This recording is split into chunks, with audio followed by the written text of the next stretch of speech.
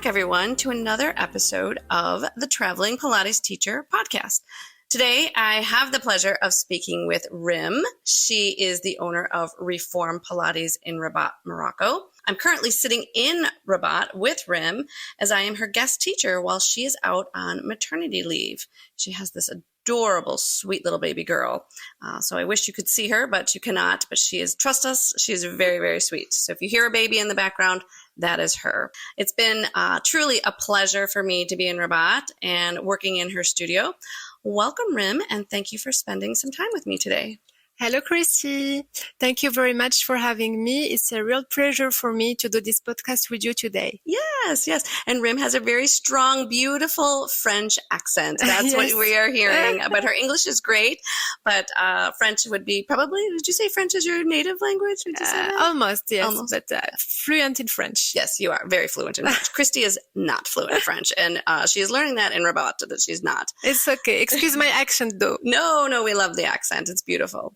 So, Rim, before we dive into our discussion about Pilates and why I'm here for you, just tell us a little bit about yourself, some background information. So, my name is Rim. I'm 32.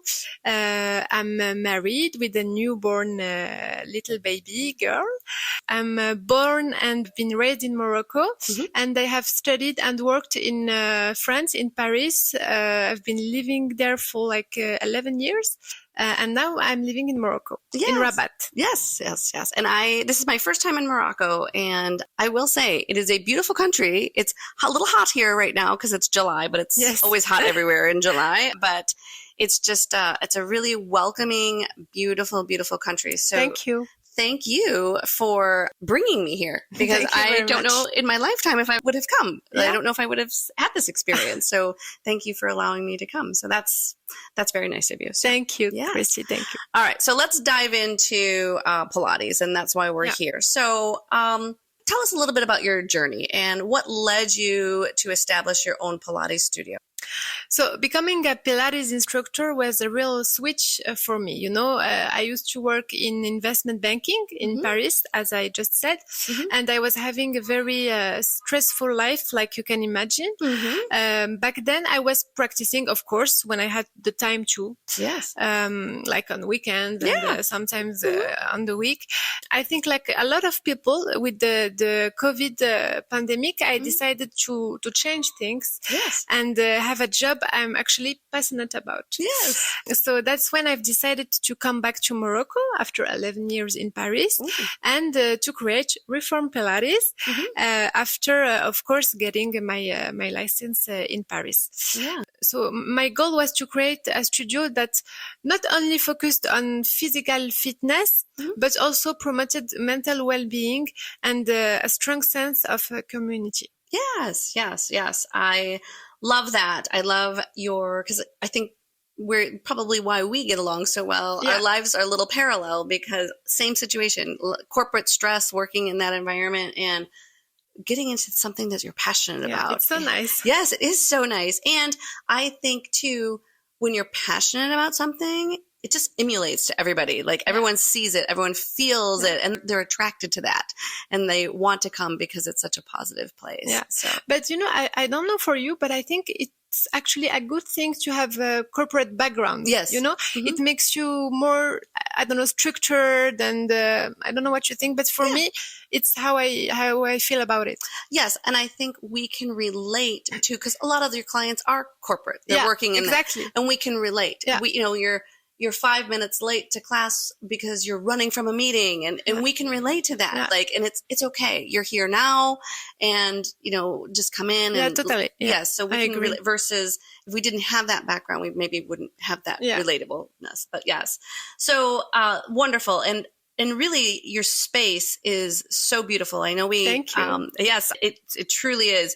It's one of those places, you walk up the hallway because you have to walk up, your studio is on the second floor. And so you walk up to that hallway and you get to the top of the stairs. And then as soon as you open that door, it's just a different feeling. It's just that, I'm here. Oh, I'm happy to hear that.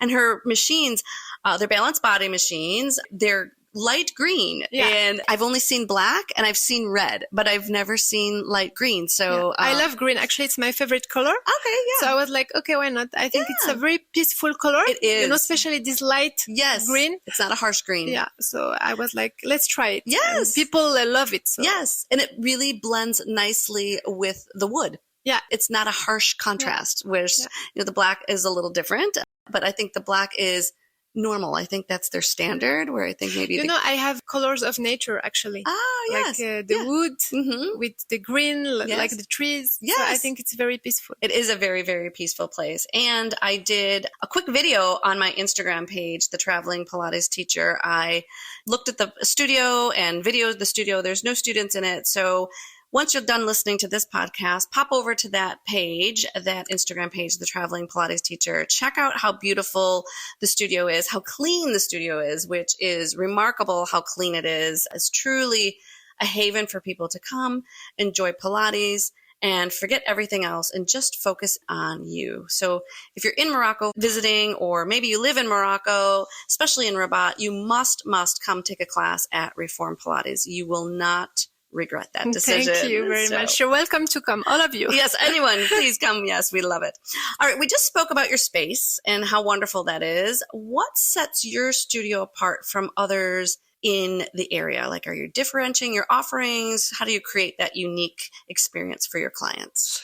Well, I don't think actually there is a better studio.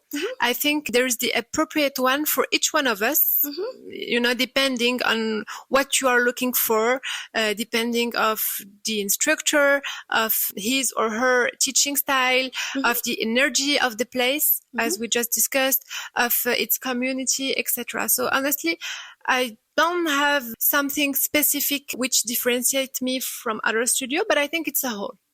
Yes, I think so too. I've not been to other studios in the area, and Rabat is different than the United States because Rabat, obviously it's a different country altogether, but it's still a big city in the country of Morocco. But it's Pilates, I would say, is just starting to really take off. Yeah, exactly. It's still new here. Yes, it is. There's a couple other studios, but there's no franchise studios here. Yeah. In the States, it's a lot of franchise studios, whether it's this one or that one, and some small boutique studios as well. So you have a good mixture in the States, but here it's all private studios, and people just own that one studio, I believe, right? Yeah, exactly. For now. Yes, for now. Exactly. All right. So as a studio owner, what values or principles do you prioritize in running your business? I think for me, it would be inclusivity. I would say personalized attention, even though my classes are group classes, but I try to keep it a bit personalized, so each one of my clients feel special. Yes. And as I said before, we have a strong sense of community in the studio. I've really, really tried to build a supportive environment where everyone feels welcome. Yes, and that's very so important for me. Yeah. Yes, and I've seen that as being your guest teacher. I've seen all shapes, sizes. Yeah. I've seen all levels. Some ladies come in, they've done mat Pilates, or a couple of them will say, I do Pilates at home. And then you'll have some that come from other countries, and they are wonderful experience. I mean, you can tell they're just very advanced, and their form is just better than my form, and I'm a teacher, and it's just amazing. So I do think that all people feel welcome, and I think that's that serene space. Which, talk a little bit about your classes, because your classes are one for all, where they're not leveled like in the States. No, they're not. And talk a little bit about that decision that you made. Well, when I first started, I had level classes, but then I realized that people wouldn't really respect the levels. So I was like, okay, but let's just mix everyone and let's see how it goes. And I think it's good like this. Yeah, it is good, I think. And I think as an instructor, it's good you challenge those instructors, because when the classes are leveled, everybody in that class is a beginner. Everybody in that class is easier. It's easier for us, actually. It is easier for us. And so as a teacher or an instructor, you have to be prepared to, as I like to say, layer on. I always say, if you're good here, you stay here. If you want more, then this is where you go. Exactly. And it's just I think it challenges the teacher, which is a good thing to Yeah, of challenge course. everybody. You always want to Of be course. that learner. So good. Wonderful. Well, thank you for that. And we talked already about that sense of community and the connection with your studio. And I just want to piggyback a little bit on that. People come into the studio all the time with friends. Yeah. And they come with their mother, or you have quite a Yeah. few clients that come with their Yeah. dads, which I love. And I love that you welcome that and you encourage Of course. that connection. I think it's part of our job, to Mhm. do this and to encourage everyone and to make them feel welcome in the studio. Yes, I agree with you. And I think we do it. You and I, because I'm teaching there, you're on maternity leave right now. I think we do that a pretty good job with that. Yeah, of course. Good. So, as you know, each member has their own Pilates journey, whether it's to build their core or, some people always want to come to me.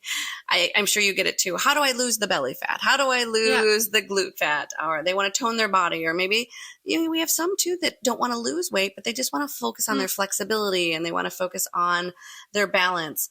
And I know you and I both probably have a bazillion memorable success stories to share, but is there one or two that have occurred at your studio that you really remember, success stories? Honestly, all the transformations I've seen on my clients are memorable for me. And, they bring me a lot of joy and pride. Like really. I know. So I love to see them evolve and gain in strength, flexibility. So for me, all of them are important and memorable. But I think the one I feel very happy about and proud are the one when my clients are getting, actually relieved from a physical pain. So I think for me, it's maybe the most important for me. Yes. It's when there is a pain and through Pilates, we can make it better. Yes. Yes. I agree with you. In fact, just yesterday, I had a woman say to me, "Oh, I don't know if I can do the class because I have lower back pain." And I said, well, don't not do the class. Just don't do anything that, is going, like instead of our bridging going way up, we're going to stay a little bit lower with our bridging. And so I gave her some movements. And I think that she said when she left there, she felt better than when she walked in the door. And truly, that is very rewarding for us. I think it is very rewarding. I always tell everybody, you're going to make me cry because I see everybody transforming their bodies and, getting more stronger cores and getting more flexible, and their balance is improving. So it helps. All right. So I, love to hear good success stories. And I've seen a couple women that have come to the top of my mind that really have made that transformation here in Rabat. And there is one lady in particular that comes to mind here at Reform Pilates. She started in late June and we're in July, end of July. So she's been here for a little over a month, probably about 6 weeks. No experience with Pilates at all and really struggled as that new student. Her weight was a bit of an issue and she had little to no core strength. She told me that she drank 3 to 4 Coca-Colas a day and just had no energy, even though it's kind of funny because people drink Coke to get energy and they end up having no energy at the end. And she knew she needed to make a change because her doctor told her that she was borderline diabetic, which scared her. So that's why she decided to come in. She said she didn't really want to go to a gym and she wanted to do something that just found enjoyment with. So she gave Pilates a try. And she comes to the studio 2 to 3 times a week now. And one day I looked at her and I saw a completely different person. Not only has her weight come down, which that's great for her, and I know that she likes that, but her energy level has improved. Her strength. Yes, her strength has improved. Like now she can hold, before she couldn't even do a plank. Now she can do the plank and the pike up to go with it, which is fantastic. But most importantly, she really feels good about her body and she almost is glowing now. And oh my God. Yeah, she's just, so that's my Moroccan positive story, I guess, if I had to pick one, that just several, but this is the one that really stands out to me because she's always that quiet one that's in the back of the studio. And I don't think her English is very strong. And so she tries to do what she can, and her and I communicate as best as possible we can.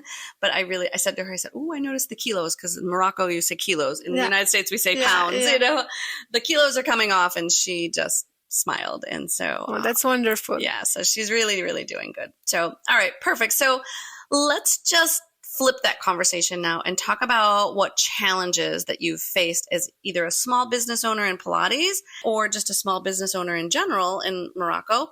And then how have you overcome them? Well, I think to begin with, I have launched my studio just after COVID, as I told you before.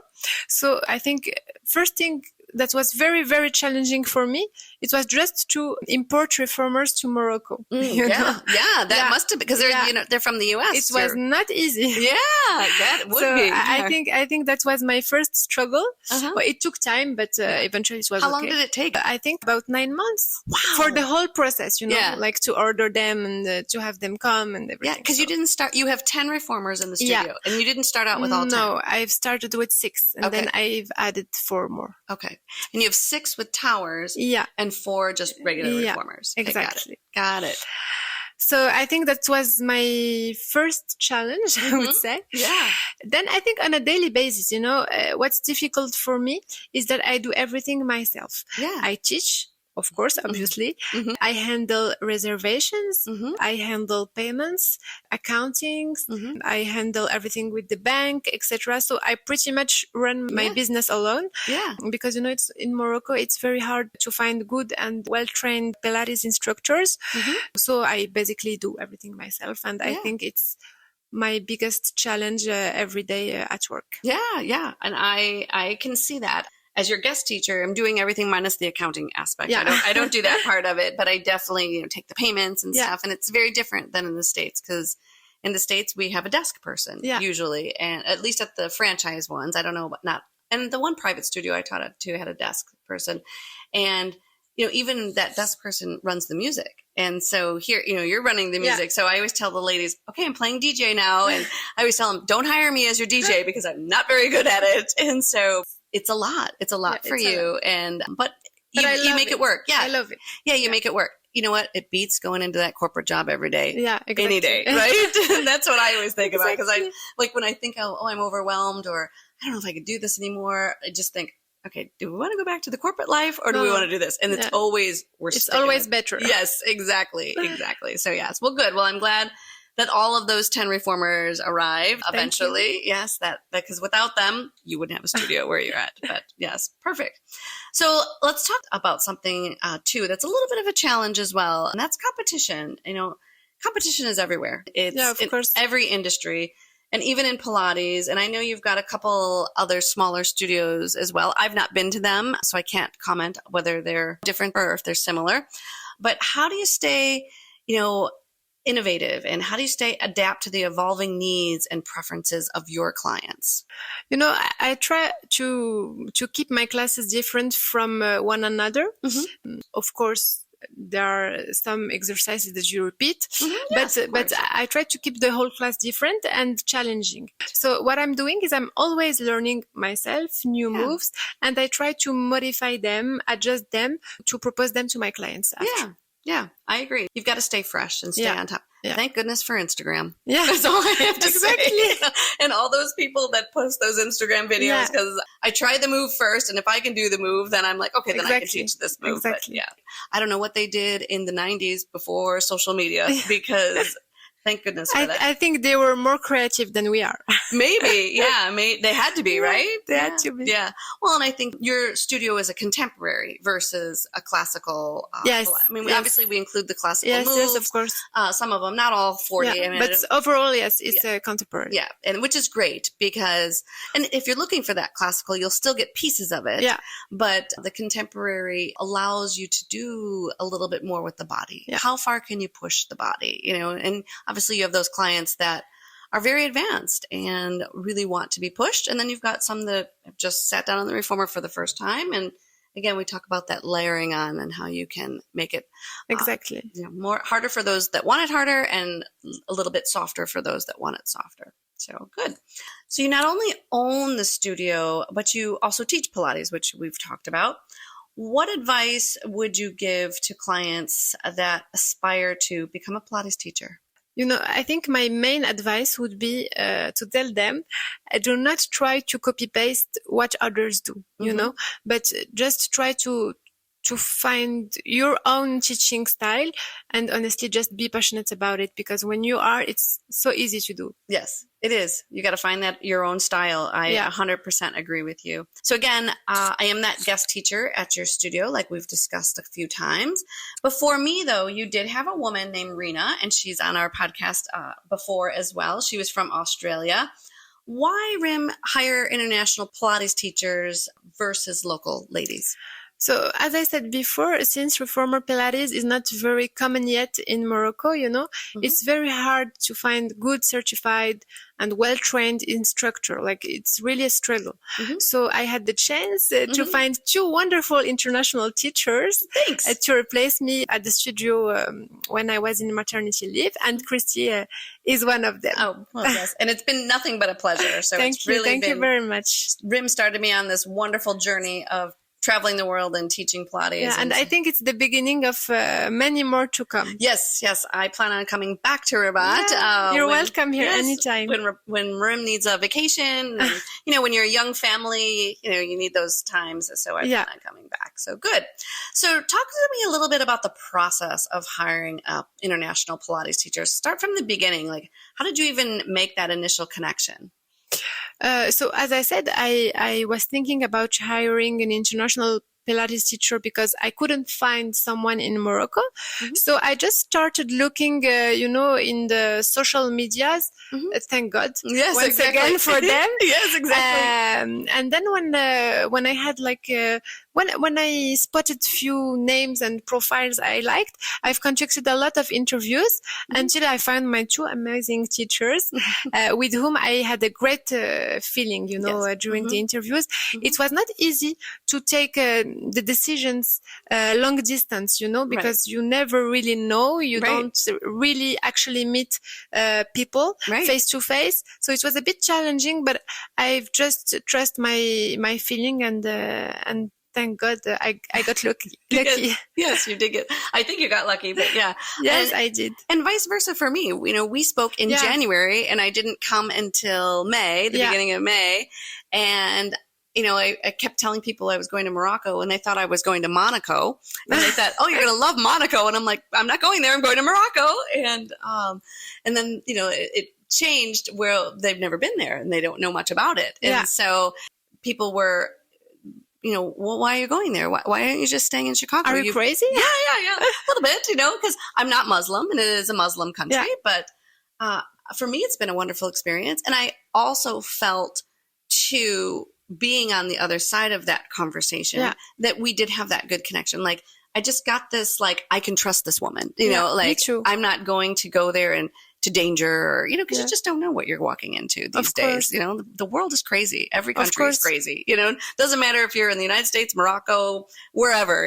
Everybody's got a little bit something. So it's the same everywhere. It is the same. Yeah. Just a different flag that you fly, and then maybe a different language that you speak, but it is. So I get it. So then the last question I have about that is, what were the qualities that you're looking for when you're hiring somebody, either, local or international? Maybe those personality qualities, professional skills. What are you looking for? Well, obviously, I look for instructors who are highly qualified, and have experience, but also who are passionate about Pilates, because I think it's very important and you can feel it when you teach.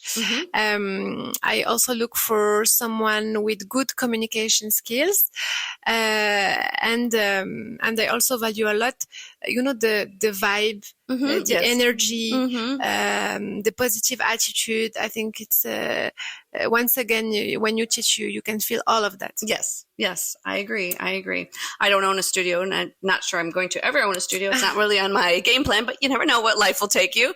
But I agree. You need definitely somebody that has that bubbly personality, or that, that vibe that you talked about. Good. So we've had such an insightful conversation, including your perspectives on Pilates, studio ownerships, and Pilates teachers. Anything that we've left out that you want to add? Any last minute comments? No, I think we covered everything. Okay. Thank you very, very much for having me. Of course. It's been a pleasure to sit down with you and discuss one of our favorite topics, or one of my favorite topics is Pilates. I do wish you more continued success as a teacher, yes, and a studio owner. Again, to our listeners, if you're in Rabat, Morocco, pop into the class at this beautiful studio. Once again, it's called Reform Pilates. Check out the video of the studio on my Instagram page, The Traveling Pilates Teacher. I believe you have an Instagram page as well for your studio, right? Yes, I do. What is it called? It's Reform Pilates Rabat. Okay, perfect. Pop on there as well. You'll see a lot more too. And thank you again, Rim, for your time. Thank you. Thank you very much, Christy. Thank you. Yes, thank you. Bye. Bye-bye. Thank you all for your listening to this edition of the Traveling Pilates Teacher Podcast.